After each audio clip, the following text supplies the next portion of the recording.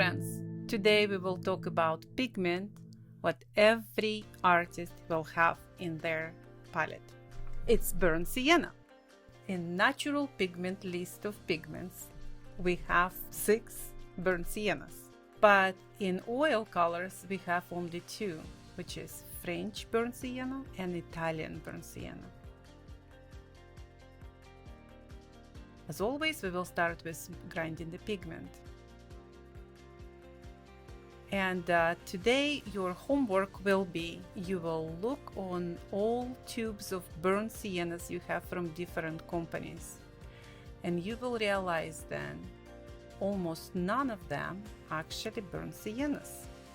They will be mixture of pigments. Usually synthetic pigments. Usually synthetic pigments, and it's usually Mars black and Mars red. Yep. And that's, of course, creates some confusion for a lot of people because what they think is they're buying an earth color, but instead they are iron oxide. Mars colors are iron oxide, but they're synthetic, so they're not a natural color. It's unfortunate, but it just happened early in 20th century where artists were not confused by the color or explanation of the pigment, and so the companies just decided to put that as a burnt sienna.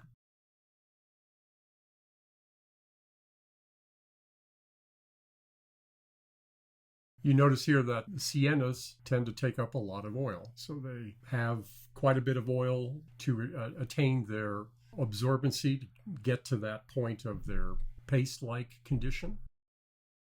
And if in raw siennas, it's a previous video, 2 siennas were so different, French and Italian siennas were different. Here you will see they almost identical. George and I were talking about here which one is warmer or which one is cooler.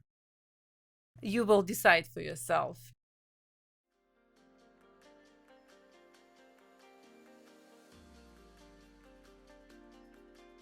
But we can tell you this, French sienna, you see it's long and stringy color, and it's much more earthy.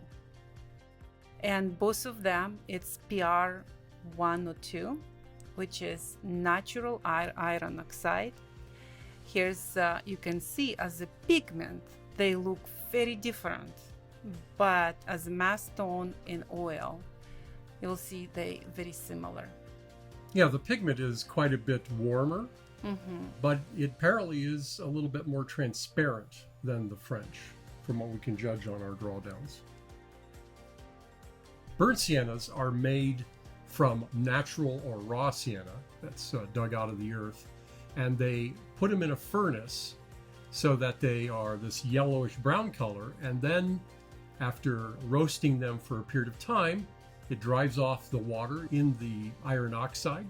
It's an iron oxide hydroxide, and it makes it an iron oxide, which gives it the red color. That's why it's called burnt sienna, because it's literally roasted. By STM standards, burnt sienna still counts as a PBR 7, which is pigment brown 7. On our label, you will see it's PR 102.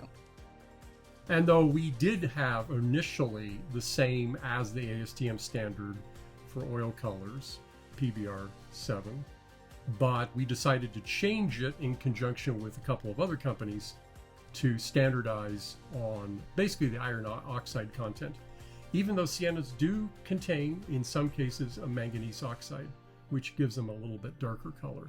You can see then Italian burnt sienna, much more fluffy and definitely short and buttery. That's the difference between 2 of them.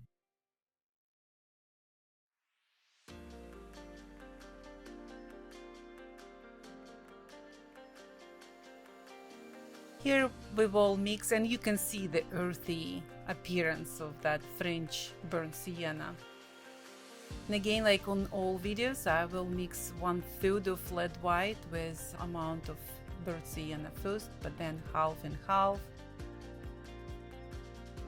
and then slightly more on white. And we're mixing the color that was ground. This is not the color that comes out of the tube. And the color out of the tube is a little bit smoother because, of course, we mill it on triple roll mill. So if you be very difficult to get as smooth as possible when you hand grind it, but it would take a while to get it to that, not to the same point as a triple roll mill, obviously, but you can get it smoother even than what it is here. Because here's a mixture with titanium white, and you can see that actually it's quite opaque colors. Compare, let's say, like we have red ochres.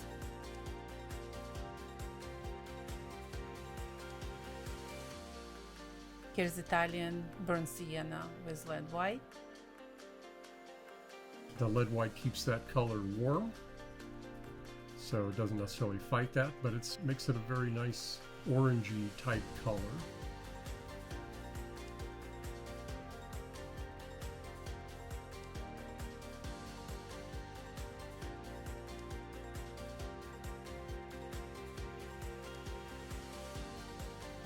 We'll see now beautiful pink when you mix with the titanium. With titanium. Yeah. Edging towards the salmon color. Yeah.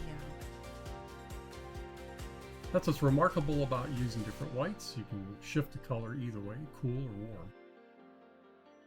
And in our eyes, we believe the Italian is a little bit warmer than the French, although they appear to be very similar in mass tone, but there is some difference there. Here's visible, but again, when you put them together, but when you paint with that, This time I decided to mix with lemon ochre instead of blue rich, what I did on previous videos, because blue rich quite powerful yellow, and I thought I didn't want to see more yellow. I just wanted to see how it's interact together and how orange will be, instead of take a small particles of blue rich, where lemon ochre has almost as bigger particles as a French sienna. Italian sienna has slightly smaller particle size, but it definitely has other minerals, because when you will grind, you definitely will feel this squeaky sound. You can hear the abrasion on the surface. Yeah. Which doesn't necessarily denote size, but it does denote harder minerals.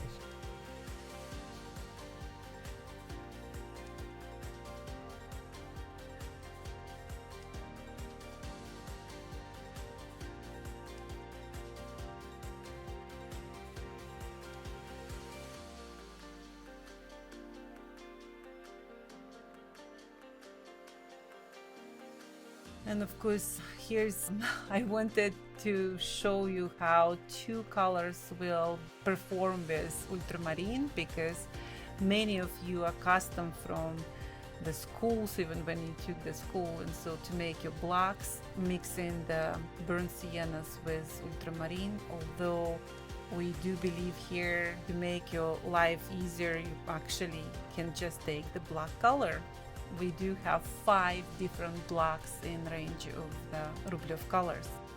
And each of those blocks have cool or warm, yes, greater opacity or less or more transparency. But it will be another program.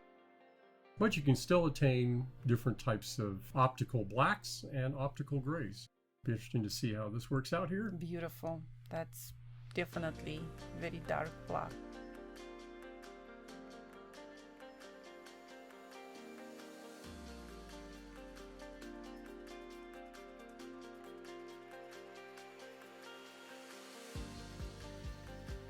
And with titanium, you can see beautiful gray. Yeah. Now we will compare our French and Italian burnt siennas with lead white and the titanium white. Thank you for being with us today. See you next time. Bye now.